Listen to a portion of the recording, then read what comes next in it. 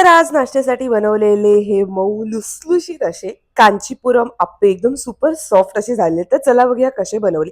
तर इथे मी 1 वाटी उडदाची डाळ, 2 वाटी तांदूळ, अर्धे वाटी पोहे ह्याला मी भिजत घातलेलं. आता ह्याला सगळ्याला आपल्याला वाटायचं. तर वाटताना काय करायचं, उडदाच्या डाळीचं जे पाणी आहे त्यानेच वाटायचं. म्हणजे बॅटर फर्मेंट व्हायला पण मदत होते आणि पीठ लवकर येतं. तर इथे उडदाची डाळ वाटून झाली, त्याच्यानंतर हे तांदूळ वाटलेत. कमीत कमी पाणी घालून ह्याला वाटून घ्यायचंय आणि ह्याला सगळ्याला चांगलं असं मिक्स करायचंय. पोहे वाटून घेतलेत आणि इथे माझ्याकडे रात्रीचा उरलेला भात होता, तो पण वाटून घातला. आता पोहे आणि भात घातल्याने काय होतं, आप्पे अजून सॉफ्ट होतात. तर हे आपलं असं मिक्स करून झालंय. आता ह्याला आपण फर्मेंट व्हायला ठेवून द्यायचं. दुसऱ्या दिवशीचं बॅटर हे आपलं मस्त फर्मेंट झालंय. ह्याला चांगलं मिक्स करायचं बघा असं मस्त.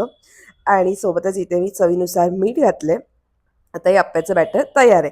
आता मी फोडणी तयार करते. तर इथे 2 टेबलस्पून तेल, 1 टेबलस्पून तूप, थोडीशी राई, जिरं, हिंग, चणा डाळ, उडद डाळ, मिरची, भरपूरसा कढीपत्ता, आलं हे घालून चांगलं मिक्स करायचं. मग याच्यामध्ये काजूचे तुकडे घालायचे, सोबतच भरपूरशी कोथिंबीर हे सगळं घालून परतवायचं आणि आता ह्याला मी त्या बॅटरमध्ये घालणार. इथे ना मी मला पाहिजे तेवढं बॅटर काढून घेतलंय आणि मग त्याच्यामध्ये घातलंय.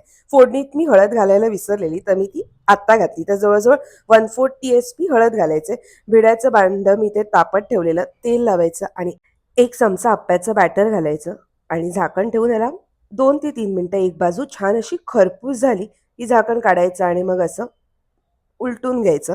तर अशा प्रकारे आता हे सगळे आप्पे मी उलटून घेते.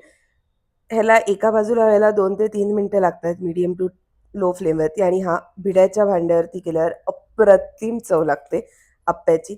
आता हे सगळी साइड्स आपले परतून झालेले आहेत. आता ही दुसरी बाजू छान अशी खरपूस झाली की ह्याला काढून घ्यायचे आणि तयार झाले आपले हे मस्त असे कांचीपुरम आप्पे. तर मग कशी वाटली रेसिपी, आवडली असेल तर चॅनलला लाईक, शेअर अँड सबस्क्राईब.